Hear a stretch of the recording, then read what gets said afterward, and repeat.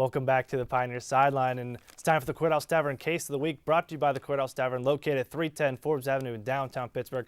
It's a crime to go anywhere else. Matt Desmond to my left, Kevin Calhoun, Teresa Davis to my right, and gang, talking about the Steelers. Tough loss yesterday, Sunday, but who's to blame for the Steelers playing so poorly? Teresa, we'll start with you. I think the clear problem here is the offensive line. Despite the injuries, it's just another week of a poor performance, and, people are still acting surprised about it. They just need to block out better. They need to protect their quarterback, and Ben has been getting sacked from his blind side numerous times, and it's unacceptable. Yeah, Ben definitely, good thing that guy's made out of rubber. I don't even know how he's alive at this point, the way that line is so porous. And Matt, how do you feel otherwise?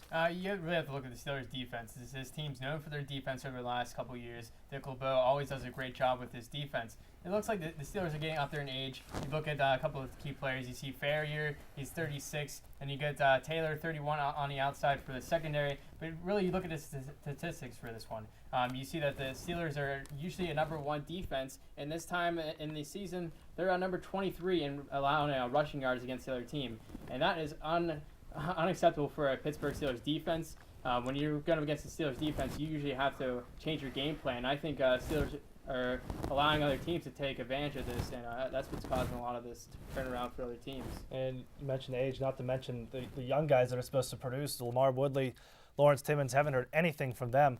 But Kevin, I got a thought that you have a different thought. You guys are dancing around the problem, but you guys have pinpointed parts of it, but not the whole thing. It's the offensive line isn't good, the defense isn't good. That's the front office's fault. It's Kevin Colbert, the general manager of this team. He's not putting the pieces together. In Indiana Jones line, they're bringing knives to gunfights. Okay, they're not equipped to play against the Houston Texans or the Baltimore Ravens simply because they don't have the talent. The offensive line, they have drafted 6 offensive linemen in the last 3 years. 2 of them are starting. 1 of them couldn't block Desmond. All right, these guys are not good. The defense is slow. The defense is old. How many linebackers have they drafted in the last 10 years? It's time to start drafting smart. I mean, if you look back over the drafts of the last 10 years, the first-round picks have worked out great, with the exceptions of Holmes and Burris that aren't here. You've got guys like Mendenhall, Roethlisberger, Polamalu, Ziggy Hood. All these guys, very good.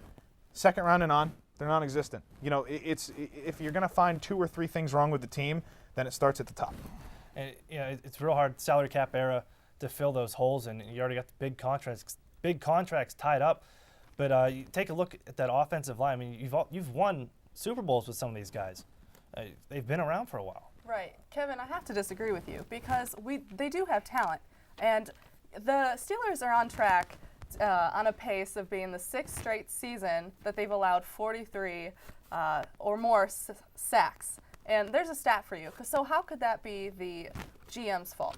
Because he hires the guys. He hires these offensive linemen that are coming in here and not blocking anybody. If you're going to tell me that this offensive line is equipped to play, and these are the guys that they should have brought in, with the exception of Marquise Pouncey, who, by the way, missed 3 blocks in that game and caused 1 of the sacks. Horrible. This offensive line is terrible. And Matt's not far off with the defense either. They're old. They're slow. They're just not in game shape anymore to keep playing this game. And that starts at the top. Guys like Ferrier, Woodley, Polamalu, they can only do their part defensively, but they can't control the other 9 guys, 10 guys around them.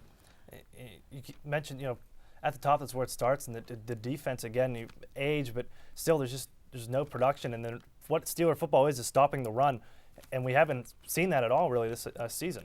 Yeah, you see the Steelers run, they're usually allowing over 100 yards per game, and this is not Steelers defense. You looked at the first game of the NFL week, and we saw that they went up against the Ravens, and they let up about 37 points, and that is unheard of when you guys play the Steelers defense. And when you look at making those goal line stances, you usually see Troy Polamalu making those goal line stances, but he can't do it all. And you really got to have this linebacker crew come in and the defensive line, because we saw the takeaways from last year were actually relatively high, but now I think they only have 1 takeaway this year, and that's unacceptable for a Steelers defense. Kevin, real quick, but how do you, if you're the general manager, how do you fix this with the limited cap room? They're already over $20 million in cap for next season.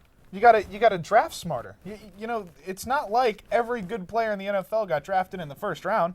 You know, there's guys Tom Brady was a 6th-round pick. I'm not saying there's Tom Brady's in every draft, but you have to be smarter in the draft.